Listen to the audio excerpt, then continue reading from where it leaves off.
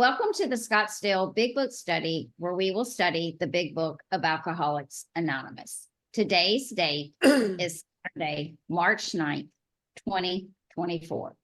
My name is Tanya G., and I'm a recovered compulsive overeater from Louisiana. I will be your host today for today's study. Our co-hosts are Sue L., Johan, and Nancy, and I think that's all at this moment. If you have any questions during the meeting, please contact either myself or any of the co-hosts by private messaging in the chat function. The chat function will be disabled until 5 minutes before the questions and answer session. Please note that the speaker, Harlan G., will be recorded for the duration of the study. However, the questions and answer session which follows will not be recorded. We ask if you can please make sure you keep your microphone on mute at all times during today's study. And also please turn off your video if you are exercising, eating, or if you need to step away from your screen for any reason. During the meeting, we will post a link to our seventh tradition. This money goes towards the cost of our Zoom account, the cost of uploading your recordings, and we also send contributions to our intergroup and WSO. We will post a link to the previous week's recordings. These are available by clicking on the link that will be posted in the chat box. Now, I will turn the meeting over to Harlan G. Thank you very much, Tanya. I really do appreciate your service, and thank you to everyone who does service on this meeting. And once again, I just want to reiterate, there's a lot of service that goes into this meeting, from treasuries to the bills that need to be paid, to the website, to the people who put the recordings on the website. I got some of the statistics on how many people are listening, and it was eye-opening to say the least. Wow. But anyway, I just want to remind you before we do anything else that if you are in the state of Arizona, inside the state of Arizona, this meeting next week will begin 1 hour earlier. If you are not in the state of Arizona, this meeting's time will not change for the foreseeable future.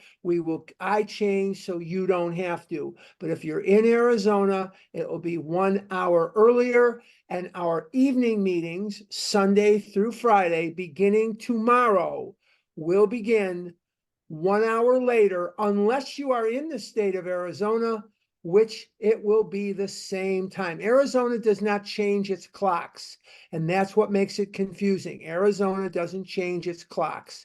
So everyone around us changes, so we don't.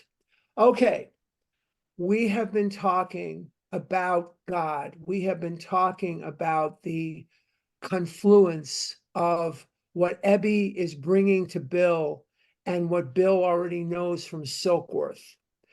Bill is aware, because when we start, we're going to be on page 11, the wars which had been fought, the burnings. That's where we're going to start. But we're going to give a little bit of a running start to that. We have been looking in on Bill Wilson, and Bill Wilson is getting a visit from his childhood friend, Ebby Thatcher. And Ebby does not know about alcoholism. He doesn't know that alcoholism is an illness of the mind and an illness of the body. He does not have this information. But what Ebby does know is that he has entered into the Oxford group almost, not almost, against his will. He was drunk in Manchester, Vermont, and he got arrested for drunk driving. And he had already had, the previous April, he had already had a run-in with the police. For further amplification of this, listen to last week's recording, and it gives you the entire story. And Ebby is in the Oxford group. He's in New York City and going to Oxford group meetings at the Cavalry Mission in New York. And he enters there in September of 1934. And from September of 1934 to October of 1934, he is working what we know today to be the 6 tenets of the Oxford group movement. And the 6 tenets are what we would call steps. And these steps, these tenets of the Oxford group program are what he's been doing, and they have their four absolutes. And the four absolutes are absolute purity, absolute honesty, absolute unselfishness, and absolute love. And nobody can really own up to an absolute very easily. That's a very difficult thing to do. And the 6 tenets of the Oxford Group is: number 1, complete deflation; number 2, dependence and guidance from a higher power; number 3, moral inventory; number 4, confession; number 5, restitution; and then 6 is continued work with other alcoholics. But since the Oxford Group wasn't an organization concerning itself with alcoholism or alcoholics, that was give testimony to what Jesus and God have done for you. So these were the things he was doing. And from September to October and October to November, Ebby Thatcher, for the very first time in his adult life, puts together 2 months of sobriety. 2 months of sobriety. This is the first time in his entire adult life that he is able to stay sober for 2 months. He hasn't had 2 months of sobriety since he was a kid. And Bill Wilson cannot put together 2 months, but well, actually he did. He put it together in 1933 and 1934, but he's not doing it now is the point. He's not doing it now. And he triggers the allergy on November 11th, and Ebby comes to see him in late November. And Ebby is telling him that he doesn't want to drink because he's found religion. And Bill is very skeptical of this, extremely skeptical of this. But a lot of things are flooding in Bill's head, like that old wartime day in Winchester Cathedral comes back to Bill. What did he see in old wartime in Winchester Cathedral? He sees the grave of a man who died drinking himself to death. This man drank himself to death. And as such, this had a big impact on Bill because he doesn't want that to be his fate. He doesn't want to drink himself to death.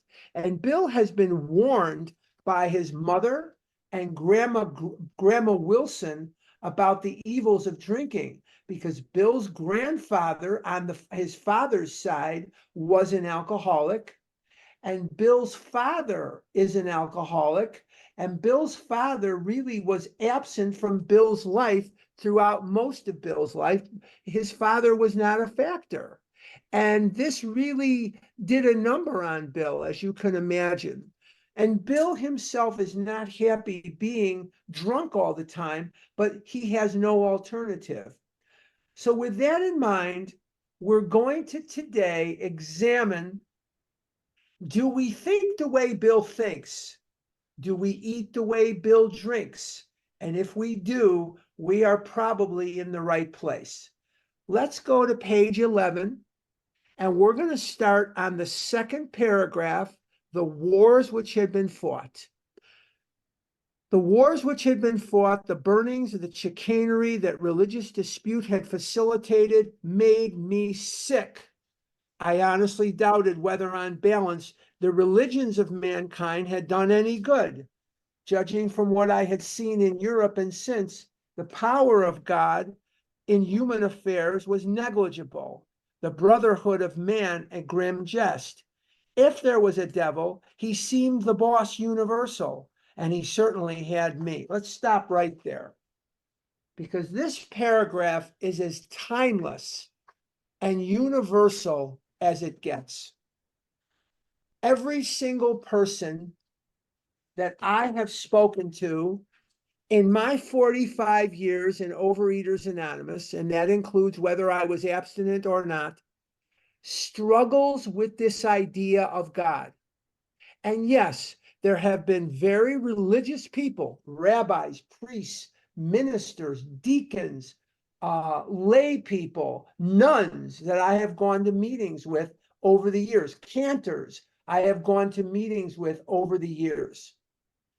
And no matter what's your station in life, no matter how religious or not religious you are, it seems that the struggle with this God idea is one for the ages.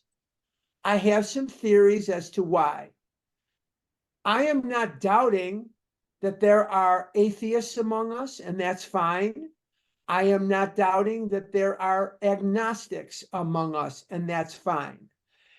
The only requirement here is that you be willing to believe that there is a power greater than yourself. Now, I could stop right there and go to the next paragraph, but I'm not going to. And the reason that I'm not going to is I am compelled to share with you my theory. This is my theory that I am not alone in this. From the time I was a child, I had a belief that there is a God. Now, I did not get this belief from my synagogue necessarily.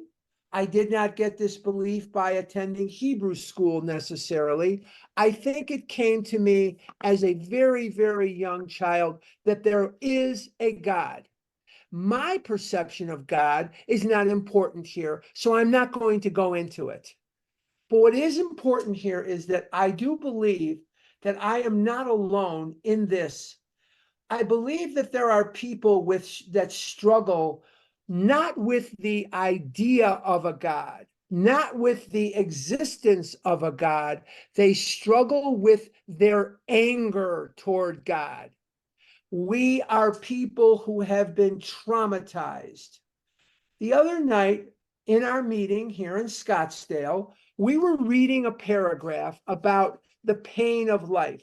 We were in the chapter to wives, and we were reading about how the drunks pull the piano keys and they break things and they strike the children. And I think that no matter who you are, if you are here in this Zoom room, if you are one of the people here, and there's 122 of us, I guess, here, but if you are one of the people that is in this room right now, whether you look like it or not, we have been hurt deeply by life. We have been hurt deeply by this disease. We have been traumatized by this disease. Life is hard. Life is tough. We have had suffering in our life. And like anything else, I believe, and this is my opinion, I believe that some of us react differently to pain than others. And I believe that one of the things that many, many people do, I almost said most, I stopped myself, that many of us do, is we get an anger, a grudge toward God. Now, you may say to yourself on the outside of this, as an objective observer, how can we have a grudge toward God? The temerity, the audacity of someone to have a grudge toward God. Yet, I believe that I have to work this out throughout my life, and I believe I'm not alone. So when we read this paragraph about the wars and the religious dispute and the chicanery and the power of God being a jest and all this other stuff, many say to themselves, I won't believe in God because there was a Holocaust. I won't believe in God because of the injustices of the world. I'm not going to believe in God because of the Trail of Tears. I'm not going to believe in God because of the injustices of man against man.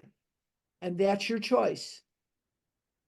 But what I have to ask myself every day of my life, is this the hill I want to die on? Now, walk me through this if you can. Not now, this afternoon. Call me and walk me through how me eating Reese's peanut butter cups and giving God the Italian salute, giving God the finger, How is that going to bring back one Holocaust victim? Walk me through how that's going to bring back one slave during one of the most horrible periods of our history. Walk me through how the Trail of Tears, how that's going to bring back one Native American, and I will lead the procession to the pizzeria today. I had an interesting phone call a number of years ago. It was the morning after the presidential election. I'm not going to say what year. And a woman announced to me on the phone that she was no longer going to stay to a food plan, nor was she going to believe in God, nor was she going to ever work the steps again, because the presidential election is proof positive that there is no God. I saw a picture of this person 2 years ago on Facebook. I'm not a big Facebook person. My account just got hacked for the 83rd millionth time. They hacked my account. I don't know why. I don't know what that's about. As long as it doesn't cost me money, I don't care. You want to hack my Facebook? Hack my Facebook. If a picture of my kid or a picture of my dog or a picture of me at the convention or a picture of my girlfriend is that important to you, I don't know why you have to hack it. You can look at that without hacking it. You need to hack my Facebook, hack away and have a good time. Nem gesundheit, we say in Yiddish. Nem gesundheit. Have a good time. Anyway, where was I going with this? I saw a picture of this woman on Facebook about a year, 2 years ago. I think more close to 2 years than a year. And she was probably up in the 450-pound range. And my question in my mind is, how's that working for you? Now, there are history books full of wars and injustices. I know a little bit about injustice. The entire family that my father came from was murdered. They were obliterated off the face of the earth. I don't have cousins and aunts and uncles, never did. I don't have any of that. And where are these people? They were murdered. And why? For what reason was my grandmother, my grandfather, my uncles, my aunts, my cousins, as young as 6 weeks old, murdered? Why? What in the world did they do? I know a little about injustice. I'm familiar. I'm familiar with injustice. I have been traumatized. I'm not different than you. I have my own trauma. I remember going through years and years and years and years of the most harsh rejection by the world that you could imagine. I was told as a child, 5, 6, 7, 8, 10 years old, that existentially I'm unacceptable because of my weight. Existentially, I'm unacceptable because fat boys are unacceptable. They're unacceptable to girls. They're unacceptable to the world, and you better lose weight. You better, if you cared about your mother, you wouldn't eat that way. If you cared about your father, you wouldn't eat that way. If you want to get a girlfriend, you better not be fat. If you want to get a good job, and on and on and on. And you know what? I've been in recovery for a long time. I still pay the price of the dreams and the aspirations that this world took from, or this disease took from me. But if I let that get me, and I say to myself, screw you, God, how's that going to help me in the one life I have? What's that going to do for me today? I can tell you exactly what it's going to do for me today. It's going to mean that the Nabisco company and the Hershey company are going to be enjoying increased profits, which does nothing for me. The people who make Imodium are going to be enjoying increased profits. The people who make Charmin are going to be making increased profits. And the people who make 5 and 7 extra large clothes are going to be making increased profits. I say, screw them and embrace God instead of screwing God, which doesn't screw him, and embracing them. So everybody has a choice in this world. You can either be willing to believe that there is a power greater than yourself. You don't have to call that God a religious God. But without a willingness to believe in a power greater than myself, I'm not going to recover from this disease. I'm going to say that again, so hopefully it'll sink in. I'm going to say it 2 more times. Without a willingness to believe in a power greater than myself, I will not recover from this disease. I'm going to say it 1 more time. Write it down. Remember it, because this is important stuff. Yes, it's going to be on the test. Without a willingness to believe in a power greater than myself. Notice I didn't say you have to believe. I said a willingness to believe.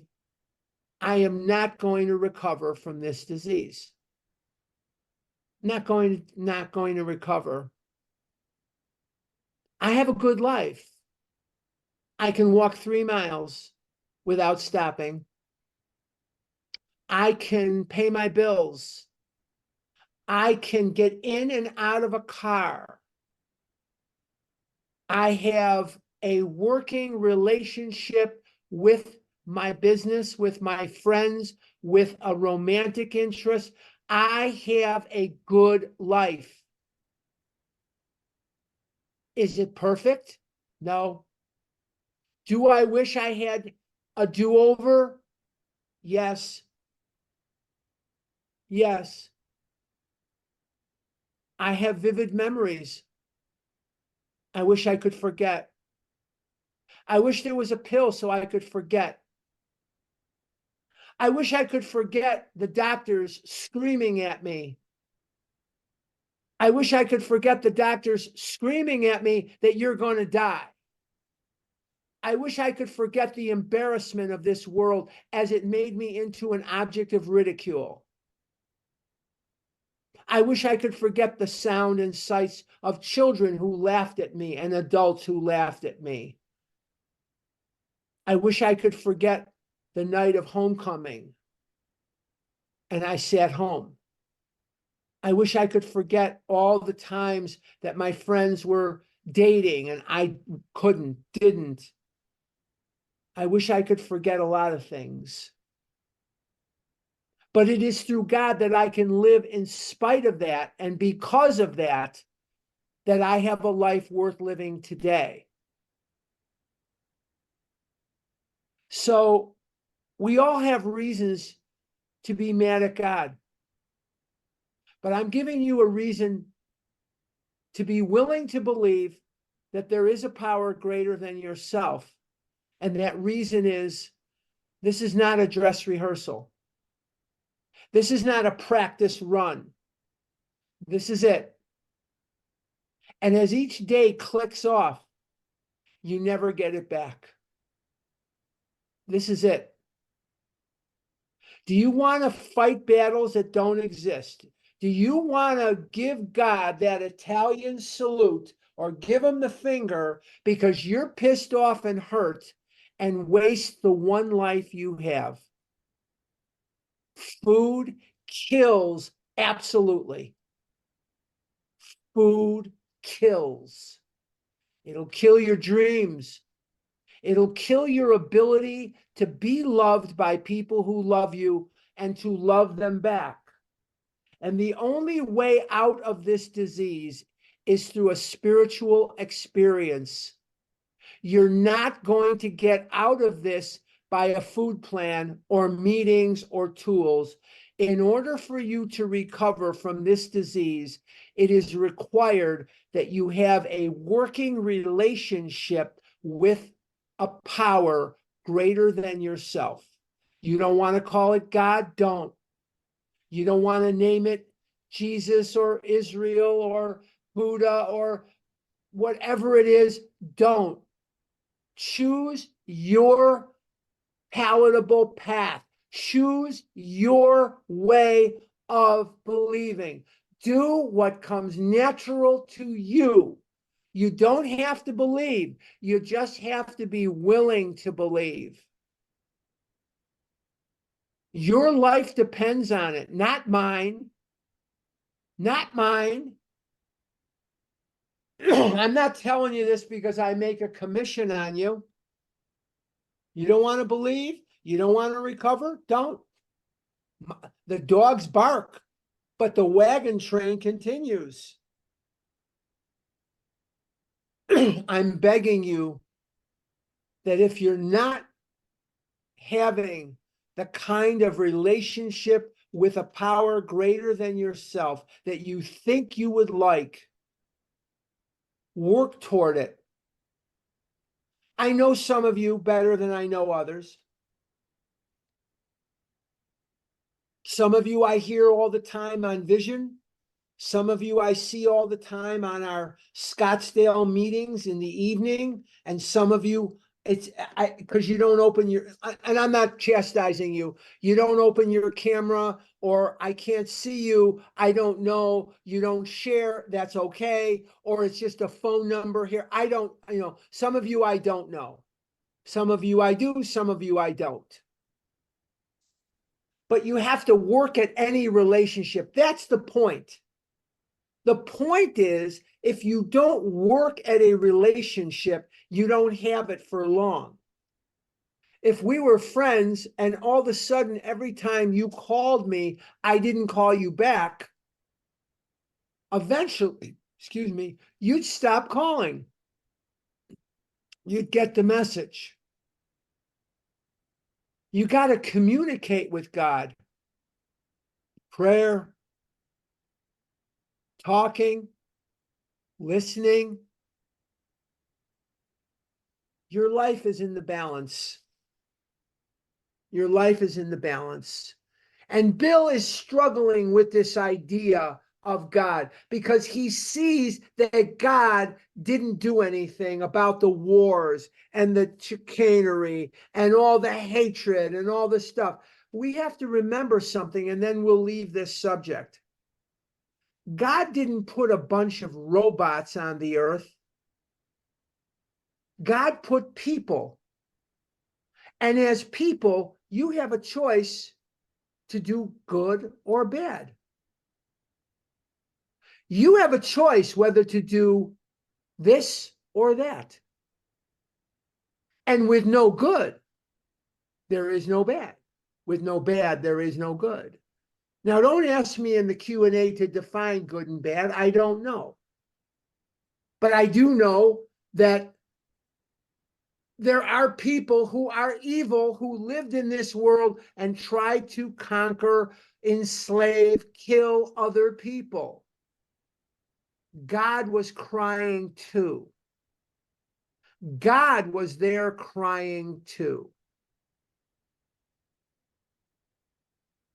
When those people in my family were murdered, God was weeping along with my dad who survived. God was weeping right there too. God did not put a bunch of robots on the earth. He put human beings on the earth. And we have the power of choice. Don't blame God for what people do. Let's move on. Page 11. But my friend sat before me and he made the point blank declaration that God had done for him what he could not do for himself. His human will had failed. Doctors had pronounced him incurable. Doctors have been pronouncing me incurable from the time I was a little boy, screaming and yelling at my mother and father about how fat I was going to die. I wasn't going to live to see 30.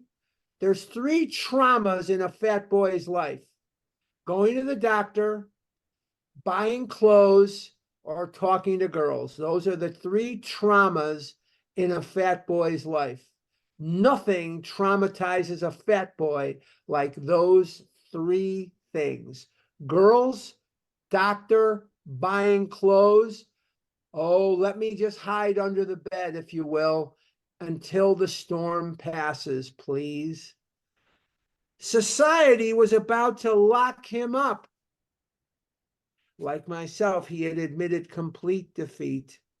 Then he had, in effect, been raised from the dead, suddenly taken from the scrap heap to a level of life better than the best he had ever known. Let God take you to a place better than the best you have ever known. Does it have to be a religious God? No. Does it have to be the God of anyone else's understanding? No. Is it your choice what your conception of that power is going to be? Yes. You know, I've never really had a problem with my conception of anything. Let me choose the way I want, and I'll be just fine.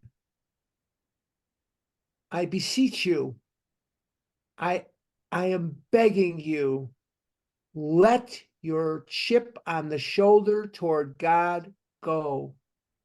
You are not going to recover. You're going to see us recovering, and you're going to wish you had what we had. And I'm giving you right now a big part of it. Step 2, you've got to let it go. Had this power originated in him? Obviously, it had not. There had been no more power in him than there was in me at that minute, and that was none at all. In other words, with all the BS in the world today, the wars, the hostages, the politics, the economic injustices, with all the injustice in the world through race and religion and class and country and flag, with all of it, here was a guy that Bill Wilson knows to be an alcoholic, and he's sober. He's sober. Let's see where he goes with that. Do I think like Bill thinks? Yes. Do I eat like Bill drinks? Yes. Then welcome to OA. Welcome home. Let's see where he goes from here. That floored me. It began to look as though religious people were right after all. Here was something at work in a human heart which had done the impossible. My ideas about miracles were drastically revised right then. Never mind the musty past. Here sat a miracle directly across the kitchen table. He shouted great tidings. Never mind the splitting of the Red Sea and the burning bush and the resurrection and all the other things that you could point to. Here was a drunk not drinking and glad about it. And Bill had never imagined this possible before. Never imagined it could be true. Bottom of 11, last sentence. I saw that my friend was much more than inwardly reorganized. He was on a different footing. His roots grasped a new soil. Despite the living example of my friend, there remained in me the vestiges of my old prejudice. He's still not 100% convinced. The word God still aroused a certain antipathy. Antipathy means a feeling of dislike. When the thought was expressed that there might be a God personal to me, this feeling was intensified. If there's a God personal to me, why did he make me a fat boy? If there's a God personal to me, why didn't he give me Laura and Rob Petrie for parents instead of Max and Virginia Grabowski? If there's a God personal to me, why didn't I win the lottery? Why wasn't I born into wealth? Why do I have to work my butt off when I'm almost 70 years old? Where was God when the girls at Fort Knightley in 8th grade turned away and didn't want to dance with me? They wanted to dance with the thin boys and the good-looking boys, not me. Where was God when I was getting rejected by the world? He was right there crying with me the whole time. He was right there crying with me the whole time. God's will is invitational. You have to ask him to come in and say, God, I need your help. This is my experience. This may not be fact for you. And often God's will is not only there for me, there in ways I could not even imagine. Where do I find God? Most often in the face of one of his children.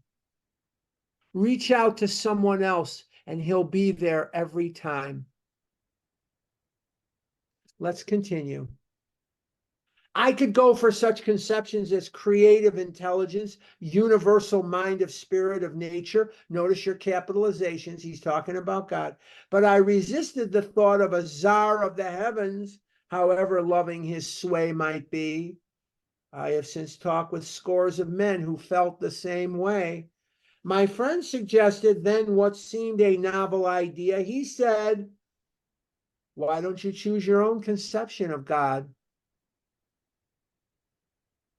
That opened the door for 50,000 generations yet unborn, along with us today who are of different religions and different ideologies and different nationalities and different backgrounds, to sit here today figuratively in the same Zoom room and share our meeting together, because there is no requirement to believe in a certain way or to pray in a certain way or to act in a certain way. All that is required is a willingness to believe that there is a power greater than ourselves.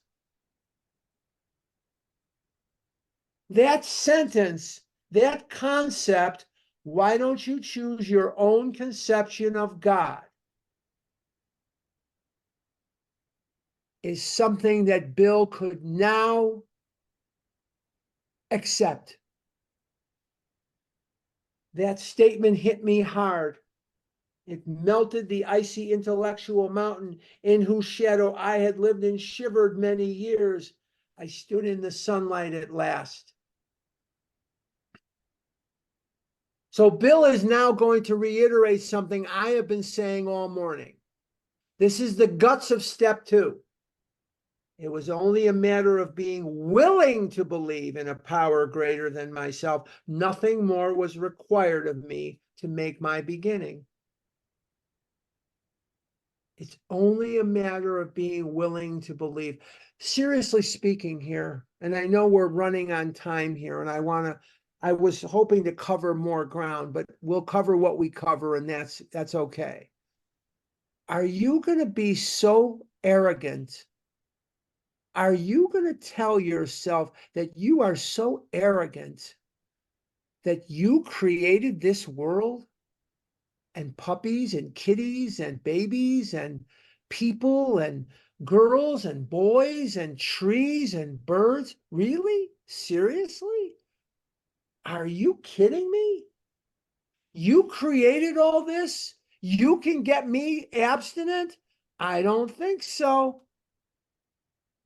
Are you so egotistical that you cannot conceive that there's a power greater than yourself? You don't have to define it.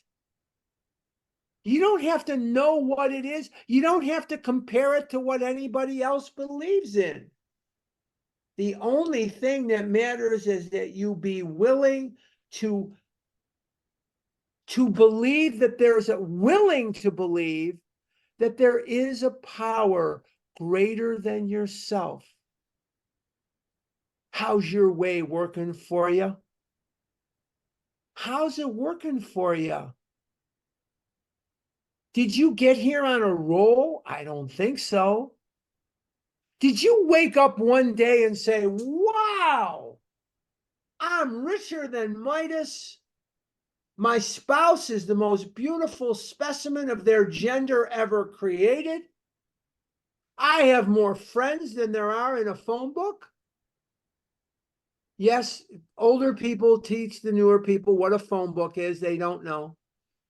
I have a great life. I think I'll go join Overeaters Anonymous. Where's the nearest meeting that I can go to? I don't think that's how you got here. I think you came in here with your tail between your legs. I think you came in here because this was the last house on the block. And you tried Weight Watchers and Tops and Jenny Craig. Maybe you had the urine of a pregnant woman shot up your keister.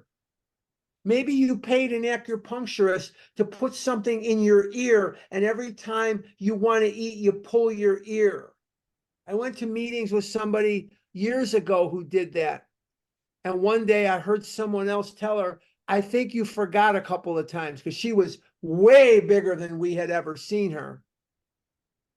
And I think she forgot to pull her ear a couple of times. Seriously, did you go to the hypnotist?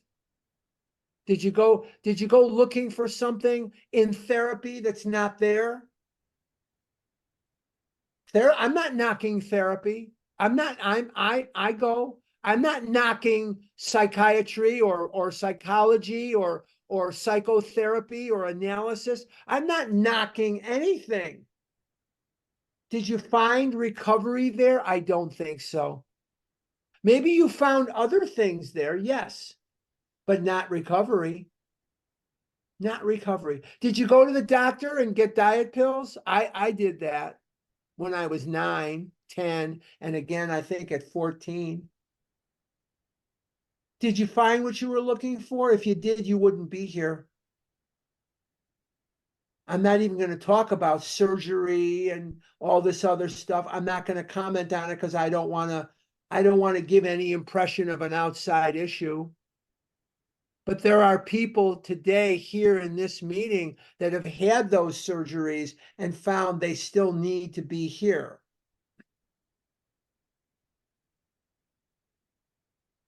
It's a willingness to believe that there is a power greater than yourself. Let's continue. I saw that growth could start from that point. Upon a foundation of complete willingness, I might build what I saw in my friend. Would I have it? Of course I would. This is the moment in time.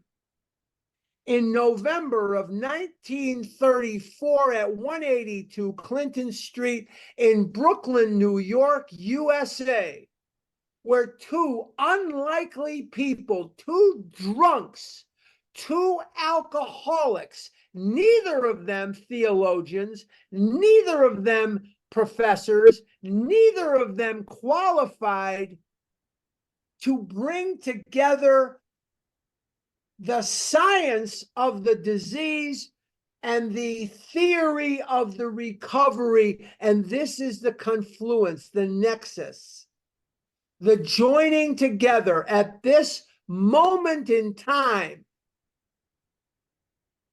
There had never been a period of time on earth when the disease and the recovery were considered together, and that this is the birth of our way of life. So for thousands of years, alcoholics were afflicted with no end in sight, and they ended up in asylums, jails, dead, lobotomies.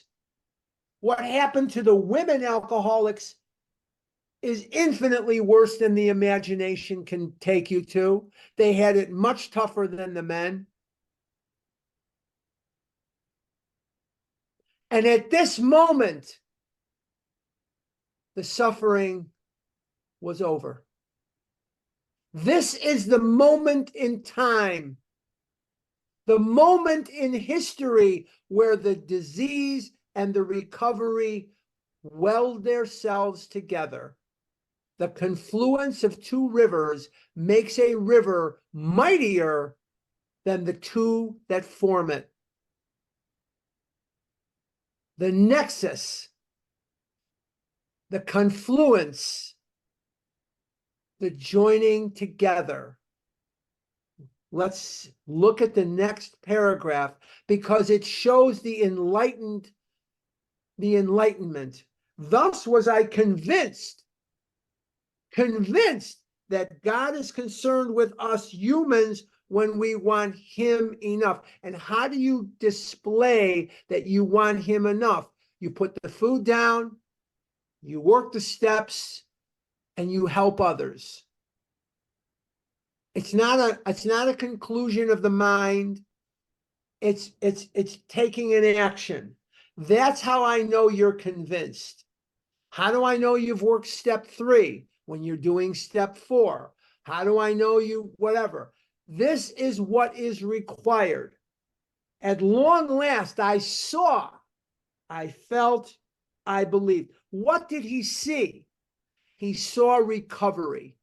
Now, Bill had been hospitalized twice, and he had seen alcoholics and moderate eaters and heavy eaters or heavy drinkers, moderate drinkers, not drinking. Were they happy about it? No. But he saw that Ebby was happy in his release. So he saw for the first time recovery. What did he feel? He felt hope. The hope that existed in the soul of Bill Wilson was this, that if Ebby could stay sober 2 months and be happy about it, Bill had stayed sober as long as a year, but he was miserable, absolutely miserable. It wasn't a life, it was enduring each moment in the most miserable way you could imagine. But Ebby was happy in his release.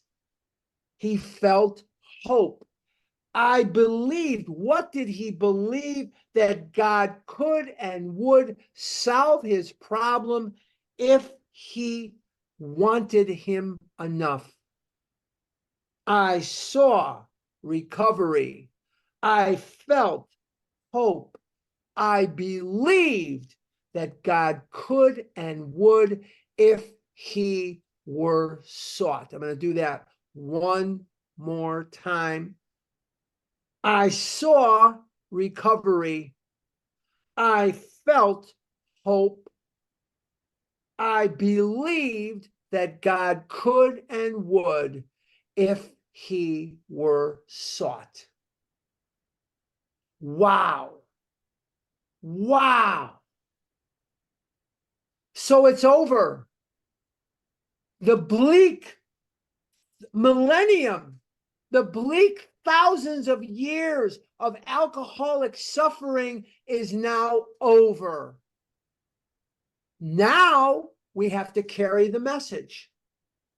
And until we have certain things happening, we're not qualified to carry the message. And we're going to see how that occurs in God's most infinite wisdom.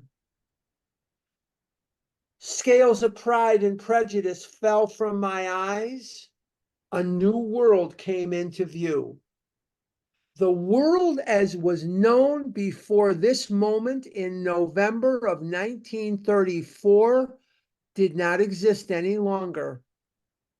There was now a place to go.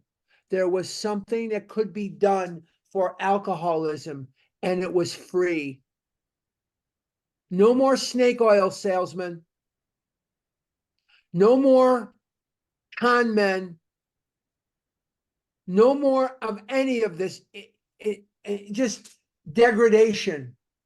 Now there's a way out. The original working title of this book was The Way Out. And it was Fitz Mayo that went to the Library of Congress in Washington, D.C. and found there were 12 books named The Way Out, and they didn't want this one to be the 13th book called The Way Out. So they decided on their second choice, which was Alcoholics Anonymous. But the original title of this book was supposed to be The Way Out. Let's continue. Bottom of 12. The real significance of my experience in the cathedral. This is the third time that he's mentioned it. Must be pretty important. And yet people on Vision or anywhere in meetings will go through that paragraph. Here lies a Hampshire grenadier who caught his death drinking cold small beer, and they will laugh it off. It is extremely important.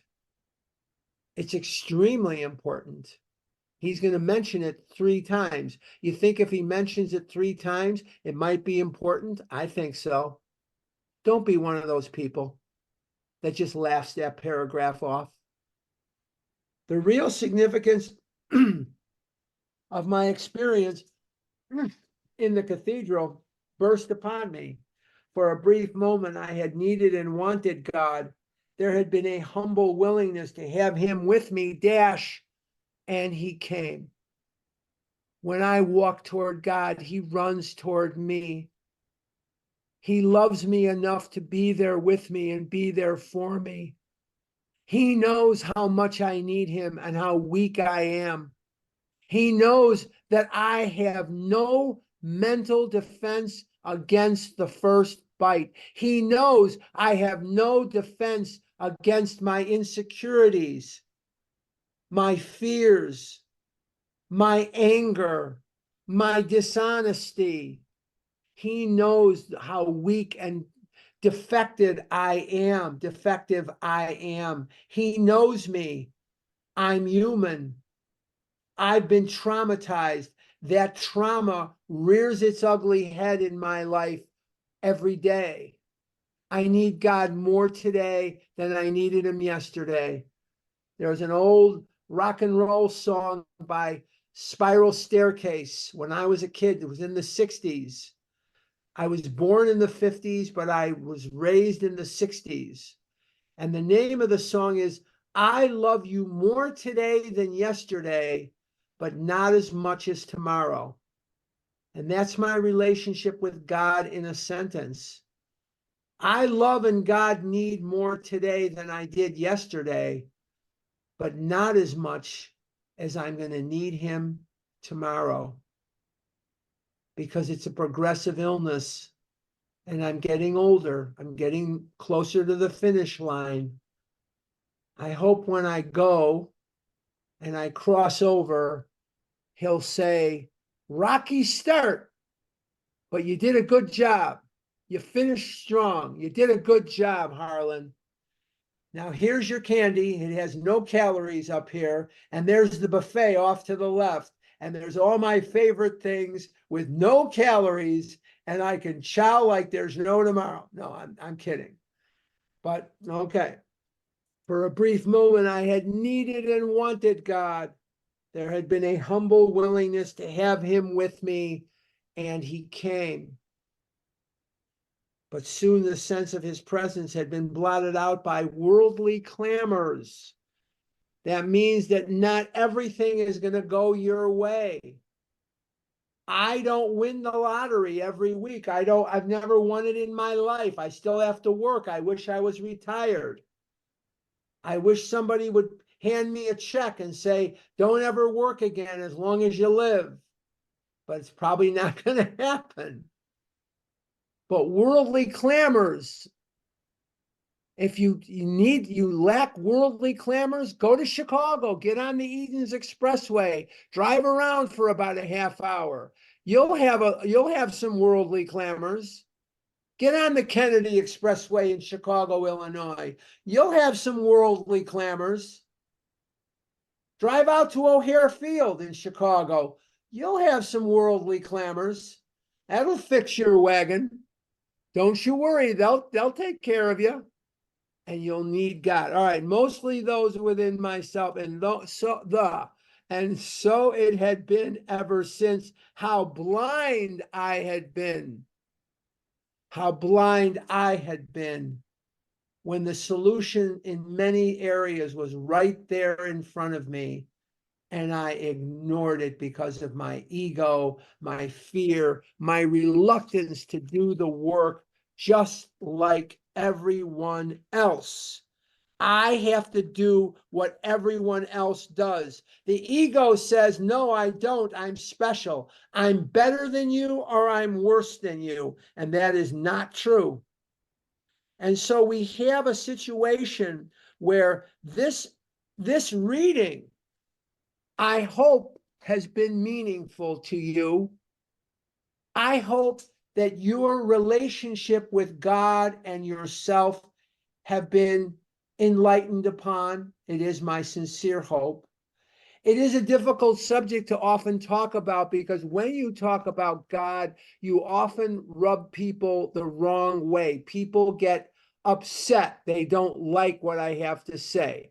I'm doing the best I can to present the information in a way that is palatable and it reflects more my experience than any other opinion that I might have.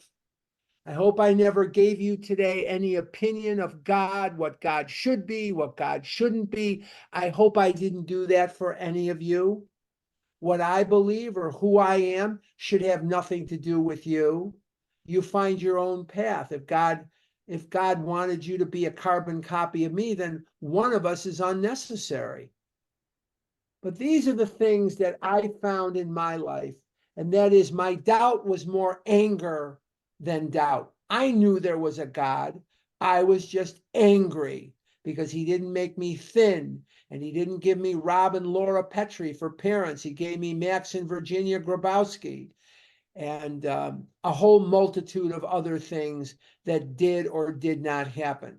Okay, what I'd like to do is just remind you once again that if you are on our Scottsdale evening meetings, all of those meetings, if you are outside the state of Arizona, as of tomorrow, will begin 1 hour later.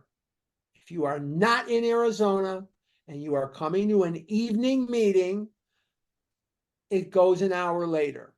If you're in Arizona, the Saturday morning meeting that you're at right now, next week, will begin 1 hour earlier. Otherwise, if you're not in Arizona, no change whatsoever. Okay, we're going to open it up for Q&A. I'm going to turn it back